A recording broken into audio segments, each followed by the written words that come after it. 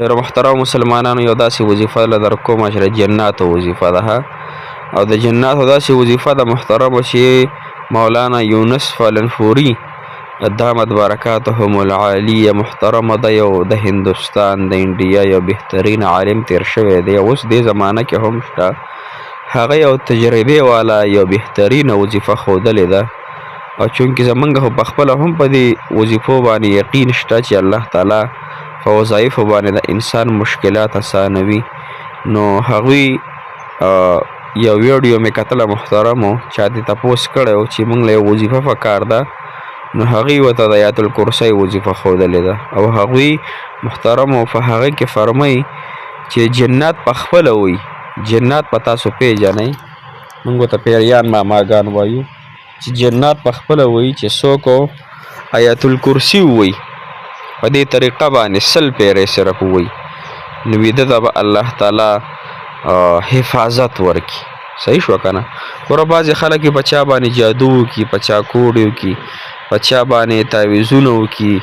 ګوره حاسدان ډېر شته، په ستاسو په کور کې به وي، ستاسو په رشته دارانو کې به وي، د چا به درته یو قار کېږي، د چا به درته بل قار کېږي، د چا به د باندې رشته نه پیرزو کېږي، د چا به د باندې مال حال نه پیرزو کېږي، د چا به د باندې اولاد نه پیرزو کېږي، د چا به د باندې ګاډي او بنګلې نه پیرزو کېږي.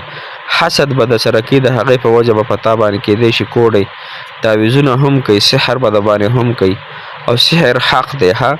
سحر چې دی نو بعضې خلک کوي، بعضې داسې خلک وي چې سحر رسول الله مبارک هم یو زنانه سحر کړی و د ویښتو په ذریعه باندې او رسول الله مبارک ته تکلیف ورکړی و. محترمو نو د هغې تول دپاره بیا الله تعالی 2 آیاتونه نازل کړه، قل اعوذ برب الفلق قل اعوذ برب الناس، او اختوله 11 غوټې ورکړې وي او رسول الله مبارک هغه د فرشتو په ذریعه باندې ورته وښودلی شو چې په پلانکي کوهي کې په پلانکي کوهي کې یو دغه پروت دی، یعنی په څه طریقې سره تاسو باندې سحر کړی دی او هغه غوټې خلاصوه او دغه یو صورت یو آیات پې وایه نو د هغې اثر به الله تعالی محترمو ختم کو. نو آیت الکرسی هم داسې یو بهترین فضیلت والا آیات دی، صورت دی محترمو، آیات دی چې ډېر زیات بهترین او ډېرې زیاتې فایدې دي. علماو خو ډېرې فایدې لیکلي، خو زه ته یو 2 ښیم. لومړنی که څوک وایي چې ما ته د الله تعالی د جناتو نه، د حاسدینو نه، د هر څه نه فنا راکړي او په ما باندې څومره چا سحر وغیره جادو کړی وي، کوډې را باندې کړی وي، یا را باندې څه خوړلي وي، څه څکلي وي، د هغې د وجې نه رشته اکثر د خلکو بنده وي، بعضې خلکو بچي بند وي، بچي وله بند کړي. زمونږ په رشته دارو کې زمونږ یو رشته ده نو هغې له هم یو زنانه ده، هغې له هم بچي بند کړي. لومبی یوه لور پیدا شوه، د هغې نه پس اوس 15 کاله وشو بچي نه کېږي او ډاکټرانو ته وایي چې تا کې هېڅ فرق نشته دی. بهرحال دا وظیفه الله در کوم دا وکړئ. السلام علیکم ورحمت الله وبرکاتو. الله مو ډېر زیات خوشحاله او باد ساته محترمو، تاسو به روغ جوړ صحت کې به الله تعالی مو دین او دنیا ښایسته کړه، الله تعالی مو د زړه مرادونه، د زړه جایز حاجات خواهشات پوره کړه. محترمو نن زمونږ وظیفه د آیت الکرسی ده او دا د جنات د پیریانو ښودلې شوې وظیفه ده.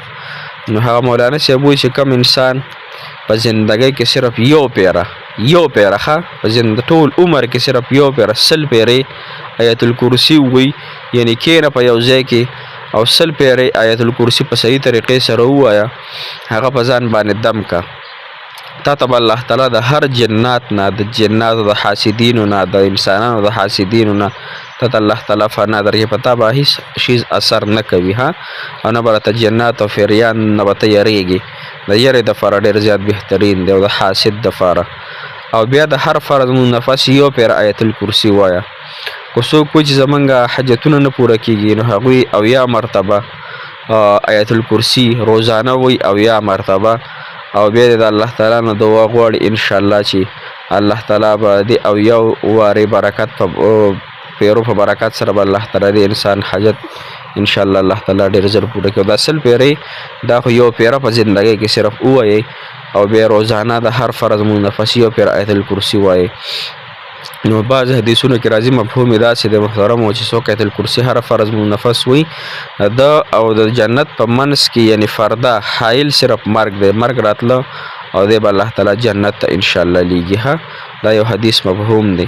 په هر حال محترمو آیت الکرسی ډېر د فضیلتونو آیات دی دا خپل ماشومان هم په دموئ چې کله ویده کېږئ ځان په دموئ او چې کله د شپې سملئ نو هم ځان په دموئ او الله تعالی به تاسو ته ډېر د دې فایدې او برکات درکړي ان شاء الله العزیز.